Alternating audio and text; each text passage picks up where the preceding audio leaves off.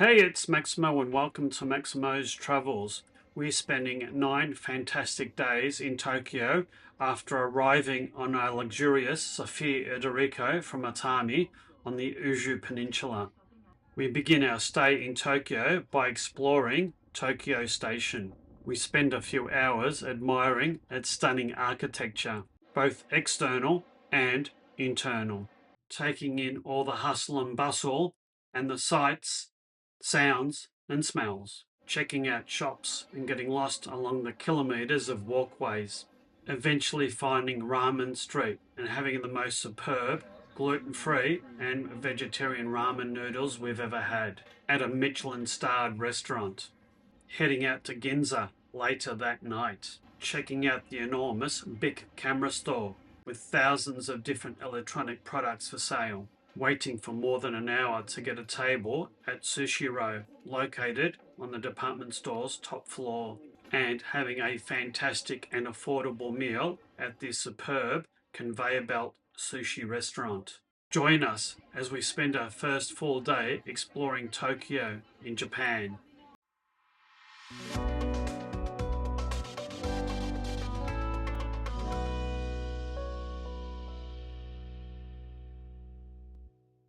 In my last video, we'd left the Uju Peninsula and boarded the Saphir Odoriko train from Atami to Tokyo Station. It was a short but comfortable and luxurious journey. So if you're a train buff, make sure that you check out my trains playlist for that video. We'd reached Tokyo and were scheduled to spend 9 nights there. 9 nights in Tokyo might sound like a lot to you, but in our previous visits, we thought we'd only scratched the surface of it and wanted to stay there for an extended period. We reached our hotel just before 6 p.m.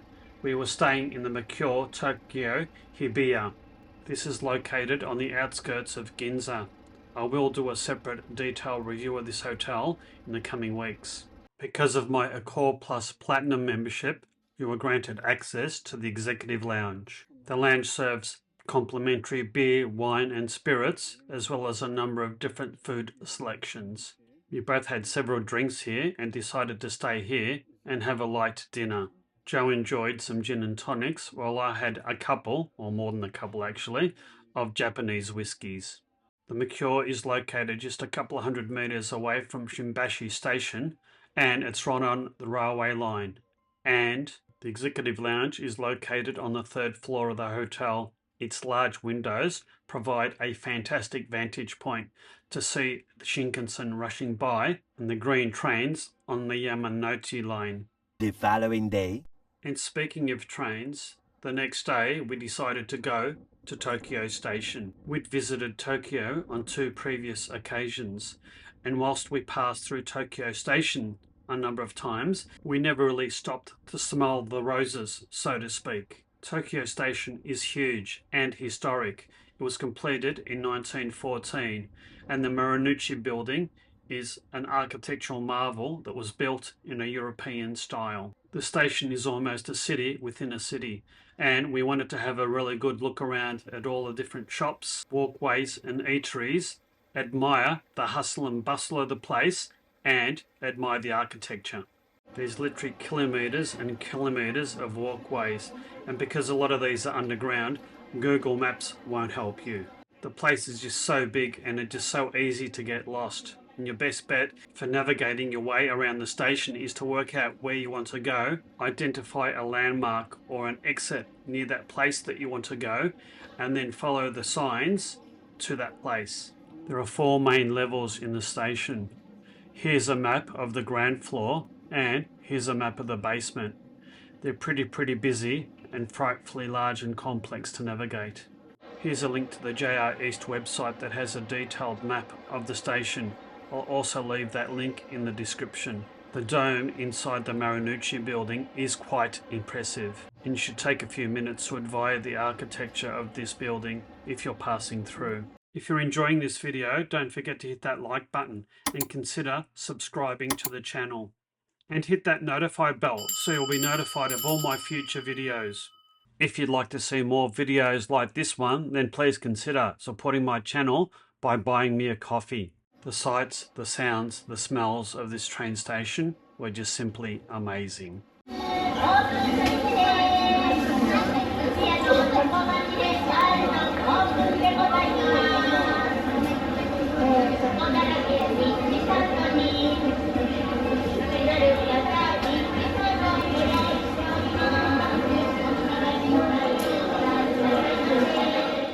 There's a huge variety of shops in the labyrinth of arcades in the station.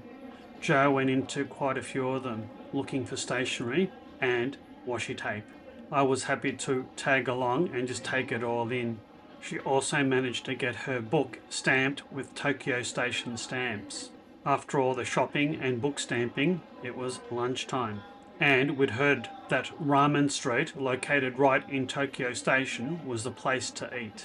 Ramen Street is a group of 8 eateries that are located on the basement or B1 level of the station. It's somewhat hidden away and it took us a while to find it. The nearest landmark to it is the Yasu Underground Central Exit. And if you see the Tokyo Character Street, keep on walking in the opposite direction for about a minute and you'll find it. Once we found Ramen Street, we were looking for a specific eatery called Soronoro Nippon. Not only did this restaurant have an excellent reputation, having won 3 Michelin stars in the past, it also sold vegan, vegetarian and gluten-free ramen options. It's quite rare to find a gluten-free ramen restaurant in Japan, so I'll leave a link in the description if you wish to visit it. Ordering and payment is done on an electronic machine before you enter the restaurant, and while it's in English it is somewhat confusing, but the staff helped us place our order, ensuring Joe got vegetarian food and I got gluten-free food. Alright Joe, where have you taken me this time? Ramen.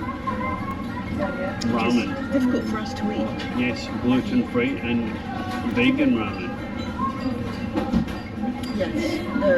It would have been a lot easier if you weren't also allergic to shrimp. There's a biru. One beer, I can't have that anymore alcohol right now. No worries. So that's a biru. And Yeah. we're in the heart of all the bowels of Tokyo Station, aren't we? Yes, this was It's quite difficult to find. not too bad. Not too bad. It's on the We found a map. yes, Yesu side. Yesu side, It's north. underground. Well, we walked quite a way, so I'm not quite sure. If you get on the Yesu side and go down one floor, Yeah. and then find a map on the wall and look for the Ramen Street. Ramen Street, It's yeah. near Character Street. Yeah. And then look at the little map on the wall, and it's called. We'll put it down below what it's called. Yeah. There's a little machine outside, Yeah. but we'll have to get additional help because of the shrimp Yeah. situation. We have, So yeah. if you're just gluten-free or just vegan, you could just order straight away. But Yeah. to have Shrimp as well as For gluten-free. Yeah, it's a bit of an issue. So we'll see what they bring. We're quite hungry. It's about what, nearly 4 o'clock. yeah, this Quite is a late lunch. I don't know. Late lunch, early dinner. Yeah, that's it. All right. And our first dish, vegan brioches, has arrived. And very conveniently is the name of the restaurant. Arigato. Alright. Sauce ramen with Soy sauce ramen with different noodles. almost noodles. Yeah, because And no the shrimp, other ones were not possible. Shrimp infestation in the other noodles. And the name of the restaurant is Sushiro. Yeah, you can read it, Yeah. even if you can't say it. Alright. Itadakimasu. And your mushroom ramen has arrived. Looks really nice too, doesn't it? Not quite meat. It could be meat. Well, at least you can pick it out. Alright, get stuck into it.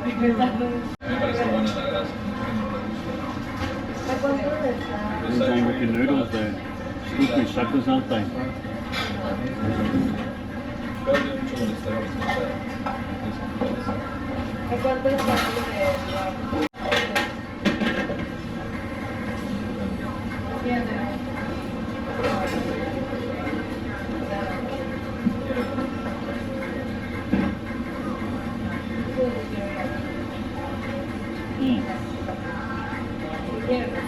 delicate flavours. So what do you think of that, Joe? Very tasty. Yeah, Ushi. Yeah, nice mushroom broth. Like that. And I had a very nice soy sauce broth. Very delicate flavours. Certainly recommend coming here. I was really impressed with that restaurant and I'd highly recommend it.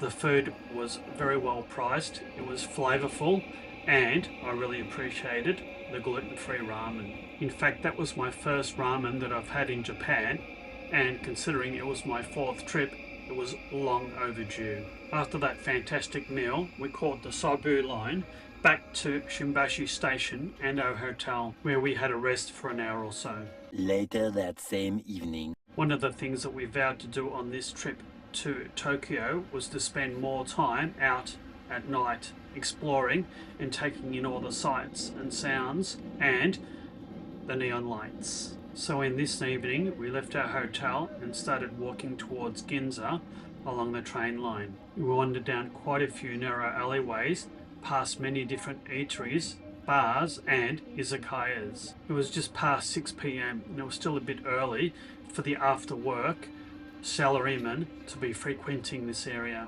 And what I found quite fascinating was that smoking was allowed in quite a lot of these establishments. It was certainly a surprise to me, as we haven't been able to smoke indoors in Australia for the best part of a decade.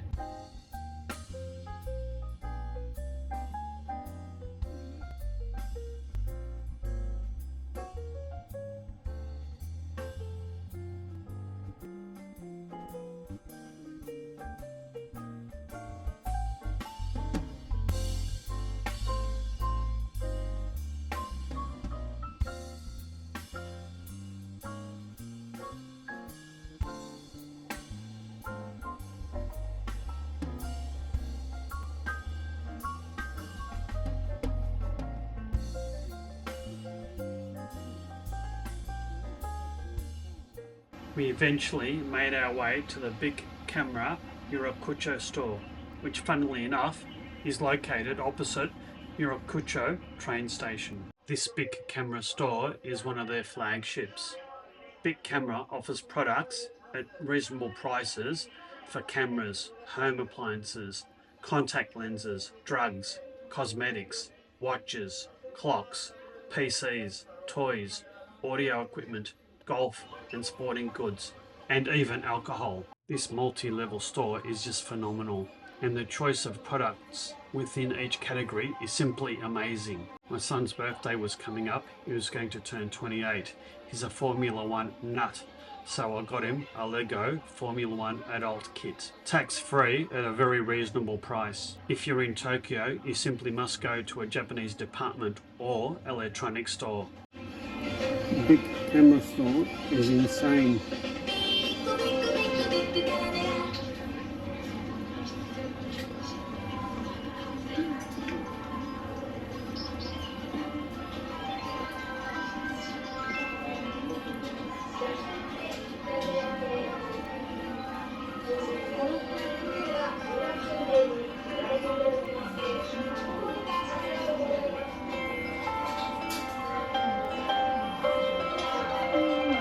There's a number of really unique things for sale, such as 3D wooden jigsaw puzzles and your more traditional toys.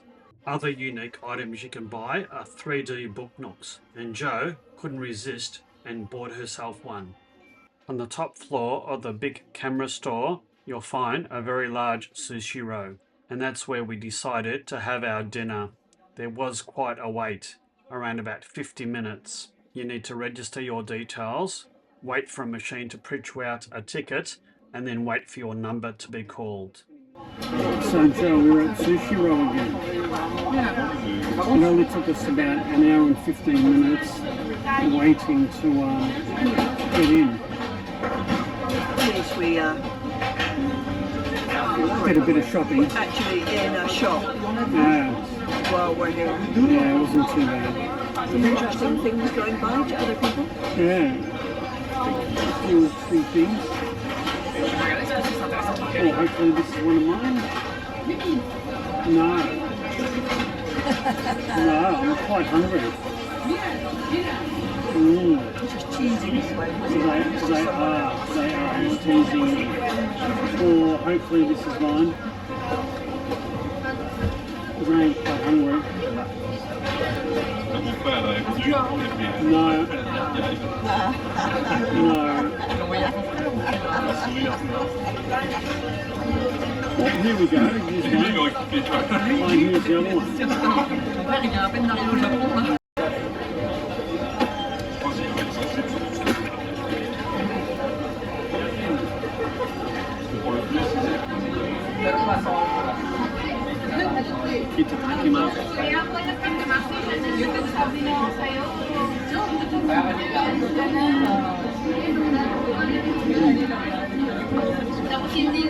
Very nice.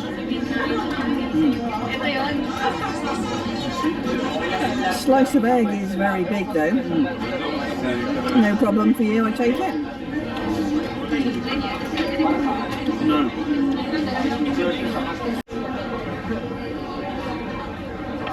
Tempura. Oh, I didn't order that, that's for sure. Itadakimasu. It's hard to remember what you ordered 2 minutes ago. I know, yeah. Enjoy. Salmon and egg. The egg's a little bit big. It's a bit hard to eat. Salmon's a bit more manageable.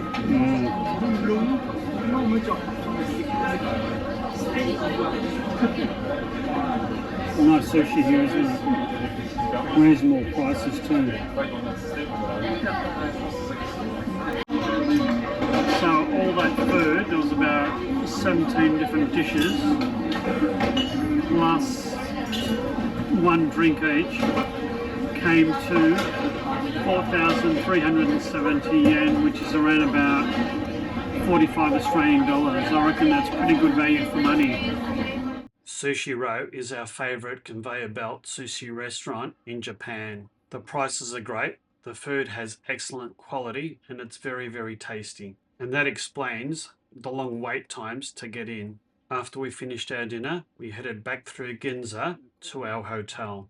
And that was the end of our first full day in Tokyo, with 7 more to come. So look out for my next video as we continue to explore Tokyo in Japan. And until then, you take care and bye now.